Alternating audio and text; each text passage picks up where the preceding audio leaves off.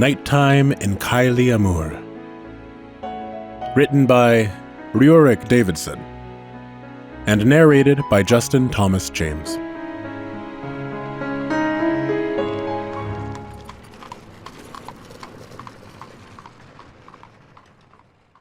At night, the Arantine is the quietest quarter in Caeli-Amur, with its mansions set behind great walls covered with toxicodendron didion, and the carriages that rattle over the cobblestones and disappear through faraway arches. It is also the loneliest.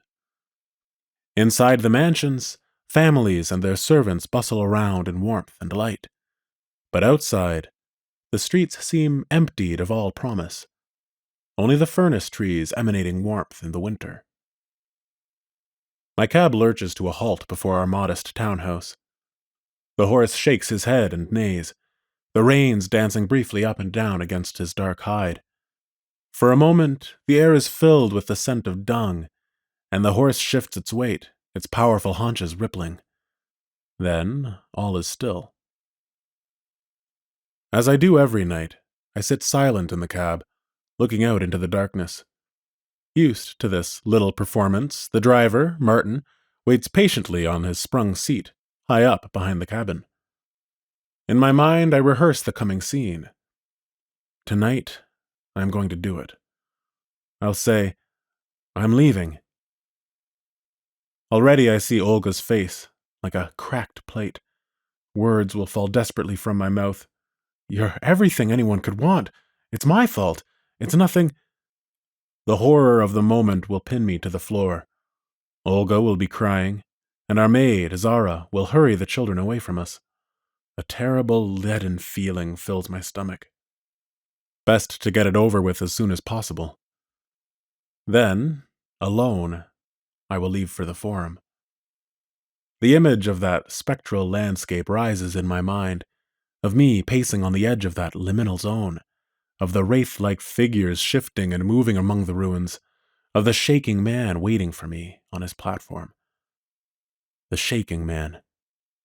How he fills my dreams, how he calls me each night. The shaking man. Each day I sit in my office looking blankly at the mind-numbing piles of paper, imagining his figure like some long-forgotten promise. Yes, I will end my marriage and walk to the Forum where the shaking man waits. From there, I will continue to the little apartment I have secretly rented in the Caedian, near to where I attended the university, back when I was happy. I step down onto the cobblestones, turn back to face Martin. He looks at me impassively. We keep an emotional distance between us, as is appropriate. Sometimes I would like to unburden myself, and I imagine that he would understand, give me the sage advice of a common man, share his own disappointments, offer me comfort. Looking at me with his cold eyes, he says, "Good night, sub-officiate Erkin. Until the morning. You remember—" "Yes, sir. The Caedian." He flicks the reins and the horse kicks away, the sound of his hooves slowly clattering into the distance. I halt before the townhouse's double doors and examine the grain of the wood, the faded red paint, as if I've never seen it before. Olga wanted a bright color, nice and cheerful, she said. I love that about her, the way she wants everything to be lovely and lively. But I love it from a distance, like something I am afraid to touch. Our townhouse stands close to the road. It would not do to live outside the Arantine like some Technus or Marin official. With her usual resilience, Olga has made do with what we have. I turn the handle and I'm inside. The warmth. The fires have been lit, and each room has its furnace tree in an alcove. The light, thrown off by 100 golden candle flowers that grow along the corridor's walls and dangle from the roof. These beautiful plants, so famous in arbor households, are difficult to keep. Olga faces a constant battle to stop them from turning unhealthy shades of gray or brown, shriveling up and dying. Their sweet scent drifts in little currents through the air. Zara rushes toward me, takes my coat, hangs it on the coat rack. We let our other servant go, for we needed the money to build a new room for our little daughter, Dahlia. Dinner is already on the table, steaming. The scent of lamb dumplings, a traditional dish from Olga's home city of Varenus, hovers in the dining room. Each night I return, and each night offers up to me fine meals, hearty and wholesome, just like her. Luca and Perry, our 8-year-old twins, fight over a bowl of potatoes covered with oil, butter, thick clumps of dill. As I enter, they look up at me, wide-eyed and curious. What strange little boys they are. To them I must seem a distant and spectral shape myself, a man who leaves early in the morning, returns at night, only to slip out shortly afterward. Perry reaches toward a clockwork bird that sits on the table beside him. Its internal workings, a delightful construction of cogs and wheels intertwined latticework, visible. Attached to its wings are brilliant purple and green feathers. It is one of the thousands of wondrous mechanical gadgets brought to Caeli-Amur by the new men, and the boys simply had to have it. Just as they had to have a clockwork gladiator each. After all, the children of my superiors, the arbor officiates, have many such toys. Mechanical birds and soldiers, steam-driven miniature horses. When Perry touches the bird, it chirps, launches itself into the air, circles around the room, hovers. "Not at dinner time!" Olga yells from the kitchen. "I've told you, Perry!" As the bird swoops through the doorway and disappears into the corridor, Perry smiles at me. When I don't respond, he looks at his feet. Olga walks into the room, brushing her hands against her apron. "You don't look well. Are you all right?" This is the chance. I search for the words, look at the floor, just as my son did moments before. Long day. Well, sit down before the food gets cold. The dinner is pleasant, and I eat quietly, agitation bubbling beneath my surfaces. Olga chatters about officiate Atarta's wife, Belle-Marie, who is terrified of Atarta's degenerative illness. His loss of memory and loss of physical control embarrass her in public. She cannot take him anywhere. "It can't be easy," says Olga. "Him knocking things over and forgetting the names of his hosts?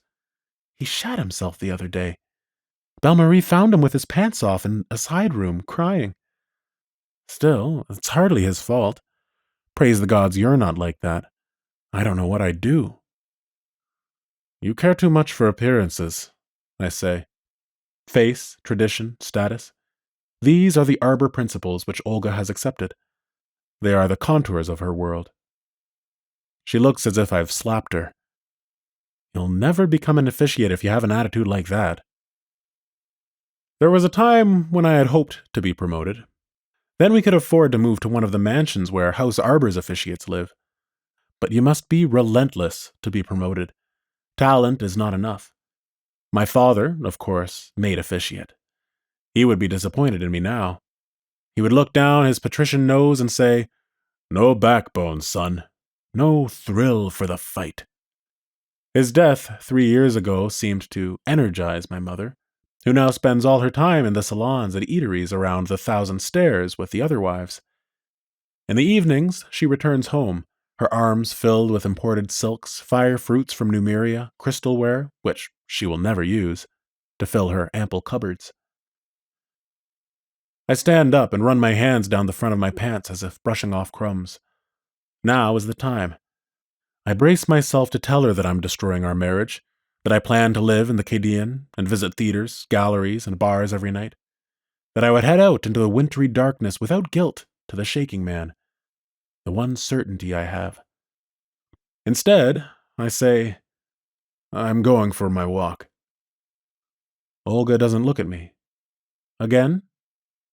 When I don't answer, she says, "I don't understand why you don't want to spend time with us. Delia's already been put to sleep by the time you're home, but the boys need a father around when they go to bed." "Tomorrow," I say. "I'll read to them tomorrow." The boys aren't looking at me either. Their little, down-turned faces are unmoved, as if it doesn't matter whether I leave or not. I understand, though, that this is an act. They don't want to show that they're upset. Already I'm in the hallway, reaching for my long coat.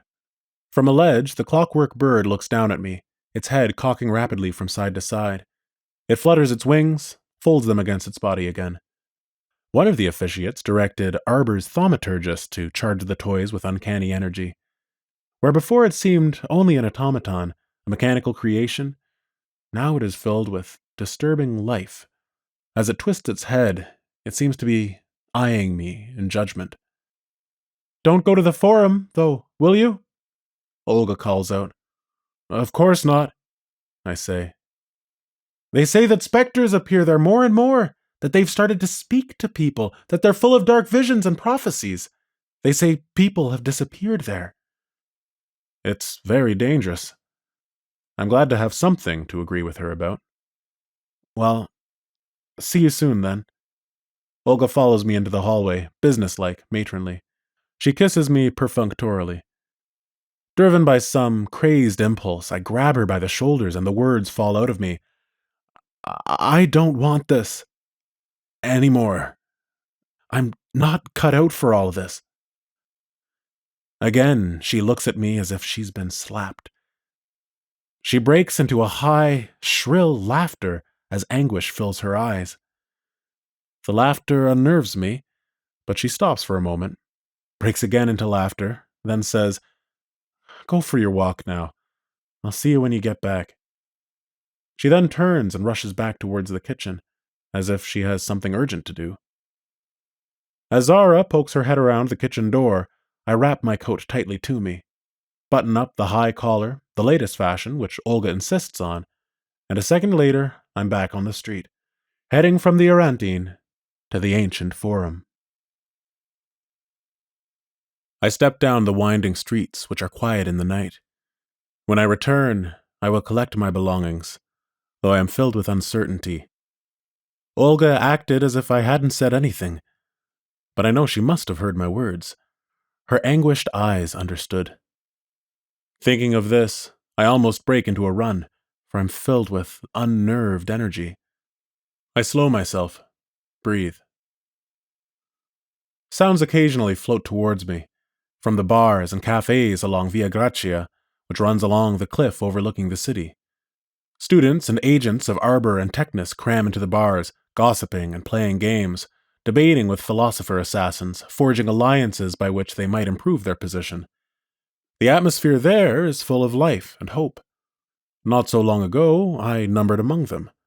How I dreamed, how I yearned to act on the stage in one of the hundreds of little theaters in the Cadian. Indeed, I had talent, I think. I played the Joker god Aya himself to strong reviews. But my father put an end to all that. The son of an Arbor officiate must know decorum. I bowed to his will and cleaved to a life of administration and organization for the house. I don't know where my driver Martin lives, but I imagine it to be a little place on the far side of Via Gracia, before the slopes of the mountain become steep. There he has a little bachelor's house. He makes red wine on the side, spending his free days stomping on grapes in a barrel, brought to the city from the vineyards to the south. He can tell you each species of grape, their individual flavors. If you ask him, his face lights up with passion and his words come quickly from his mouth. His friends are a group of boisterous men who each week join him to taste his latest batch. Later, they stumble to the bars. From balconies, they look over the cliffs to the necropolis and the forum, across the sea. Together, they sing songs, stagger home, arms around one another's shoulders. So I imagine. Of course, I don't know anything about him at all. As I pass the Grand Gladiator School, perched halfway down the escarpment, the sounds drift away. 2 gladiators train on one of the fields, lone figures battling it out with wooden weapons, wrapped with padding. Beyond the school, nestled in the arm formed by the southern headland and the cliff, lies the Forum, once the great administrative area of the city, ruined when the god Illyrian came down upon Aya, who was forced to retreat across the seas. My heart quickens at the sight of it. A tingling sensation courses through my veins. A wasteland of long gray grass opens out to my left, beyond which lies piles of gray rubble like burial mounds, the disembodied limbs of marble statues like pieces of corpses on a battlefield, ruined porticos and still standing walls, lone pillars jutting into the sky. Over the whole area drifts clumps of fog, now thick, obscuring everything, now wispy, like long ethereal arms reaching out. The wasteland forms a natural barrier, a threshold between the living city and the dead, between the future and the past. Each night I see them emerge and disappear, ghostly figures moving among the ruins, as if searching for something that has long passed away. I am alive with the thrill of danger. My path takes me along the broad street that circles the Forum. As I pace around that curve, to my right stand grand houses. Many of them seem empty, as if they were abandoned by occupants who could no longer face the memories of the past opposite them, reminders of what we have lost. Something scuttles in the wasteland. I step back involuntarily. A cat leaps onto the remains of a small wall nearby, its great glowing eyes like two little moons in the darkness. It blinks, and the moons go out, then light up once more. Farther among the ruins, a cloud of fog roils, twisting down into a vague shape which bends over, examining the earth as if it has lost something. It reaches up with an arm which begins to spin. The arm dissolves into the night, the figure quickly following it. A quiver of terror runs through me. Other forms, farther in, seem more corporeal, holding hands and walking along the ruined boulevards toward the Plaza of the Gods, deep in the center of the ruins. Strange plants grow around the central square, carnivorous orchids that push their way through the earth in the darkness, only to sink beneath the surface with the dawn.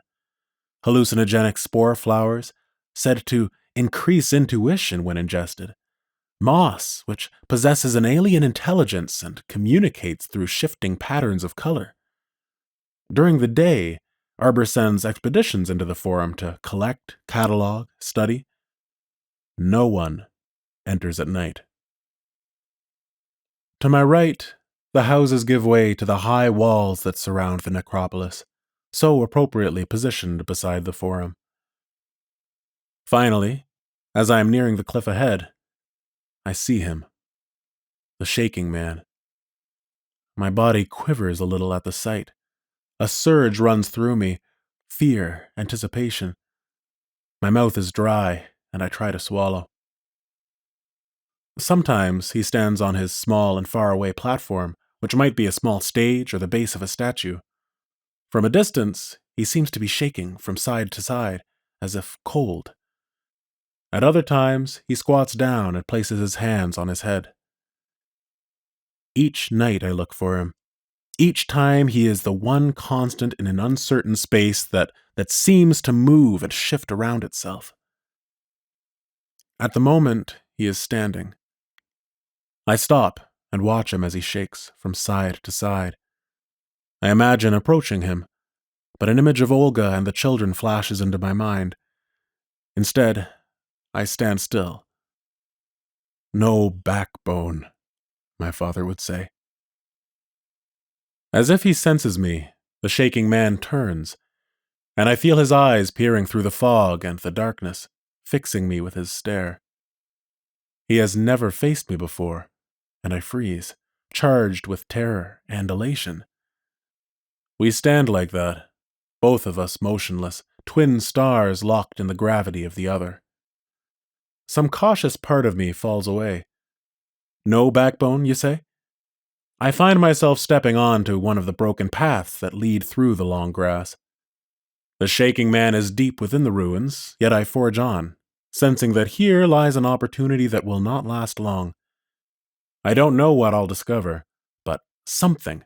Perhaps that indeterminate clue to life I've been looking for. The moon lights my way. Shreds of fog drift over me, so that briefly I'm surrounded by a glowing light. Things seemed distorted in the Forum, the shadows thrown at odd angles.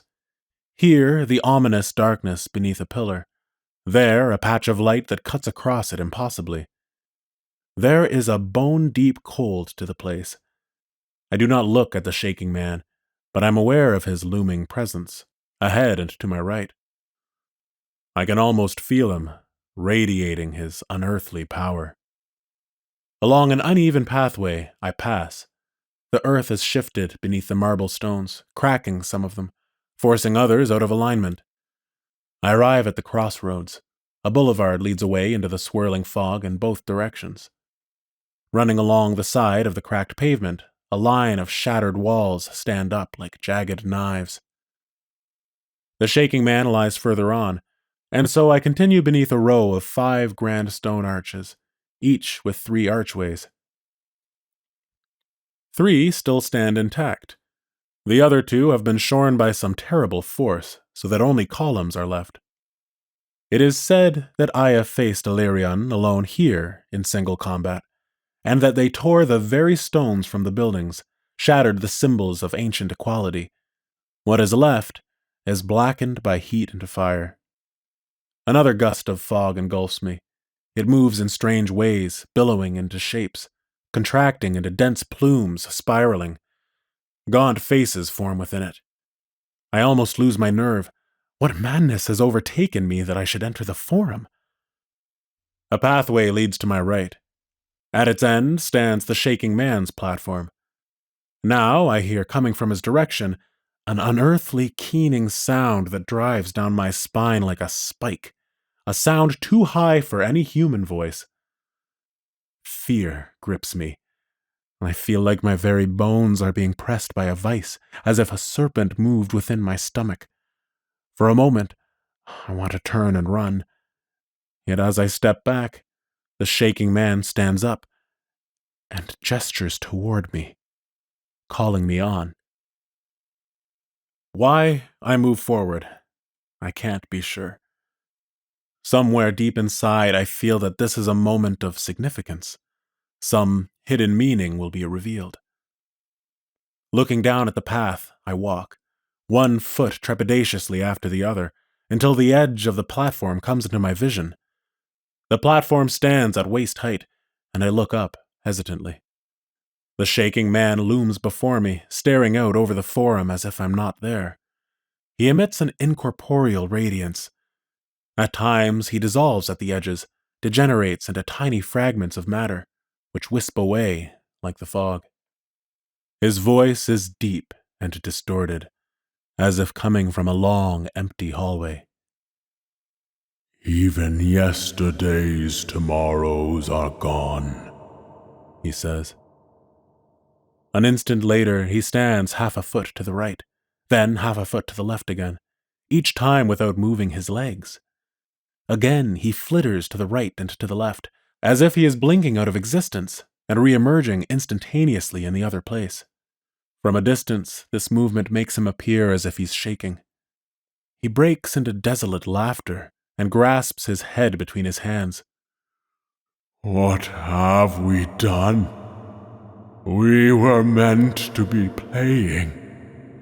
Then this. Lo mia, no lo mia, by Panada Sicari, by Lota Sicari. He starts to cry, unaware that I am there. He is still talking to someone I cannot see, though there is no one else here. His eyes dart around, up, down, from side to side. They are wide and horrifying, cold and filled with despair. Resolving to go, I make to turn back down the path. The shaking man's head jerks down, his eyes fix me, and I step backward. There is a death. His voice echoes and warps. A death that shall take your life and break it like everything we've known. Has it happened? Will it happen? Time is the same running forward and backward. The equations work just as well. Coldness runs through me. Straight into my bones, I begin to shake my head. Yes, you! The shaking man yells. As he does so, his jaw opens too wide, revealing his teeth, just as shattered as the walls behind me. For a moment, I think his mouth will open so wide it will turn itself inside out, but it closes once more under an aquiline nose that reminds me of my father's. Suddenly, his entire face resembles my father's, the gaunt high cheekbones, the narrow jutting chin. He says, "We too thought we were safe. Now look at us." He begins to shake back and forth at a natural pace, as if his grief drives the movement so rapidly that he becomes just a flicker. The keening sound comes from him now, high like the wail of an engine. Then he squats down and looks out into the distance, his face melting like wax. The shaking man's prophecies fill me with unnameable fears, lurking just at the edge of my consciousness. Is he speaking to me, or perhaps to the past or the present themselves? My mind races in new directions like a river that has burst its banks. It is filled with images of House Arbor's director Lefebvre, of Olga and the children, of myself, and my place in it all. "See how they cry. See them now, the little ones. Death doesn't suit them," the shaking man says. He looks at me momentarily again, speaks this time in soft tones. "It is only the unknown. Walk into the night." Taking this as some kind of instruction, I turn away. The ruins loom over me like ghostly giants. The path turns at unusual angles. On the edge of my vision, I see a little spectral child walking off into the ruins, his hand clasping a tiny wooden rabbit. And then I am back on the street, beside the necropolis. Now it is I who is shaking. The walk home passes like I am in a trance. I am stunned, unable to think at all.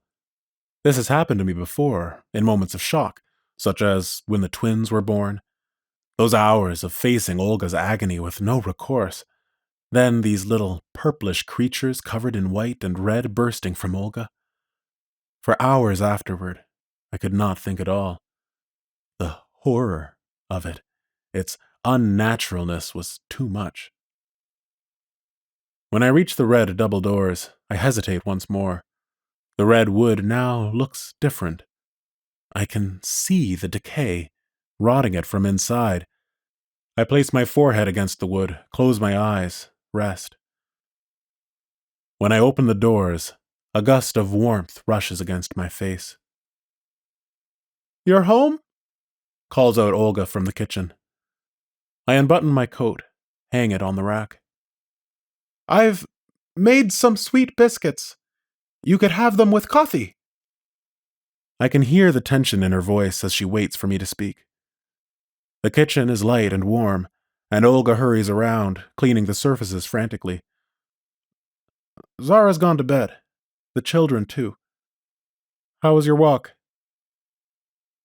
Looking at her rosy cheeks, middle-aged yet filled with life, I think of the shaking man's words. "A death that shall take your life and break it like everything we've known." Images of the twins come into mind, of little Dahlia. Olga looks up at me from her cleaning. "Well?"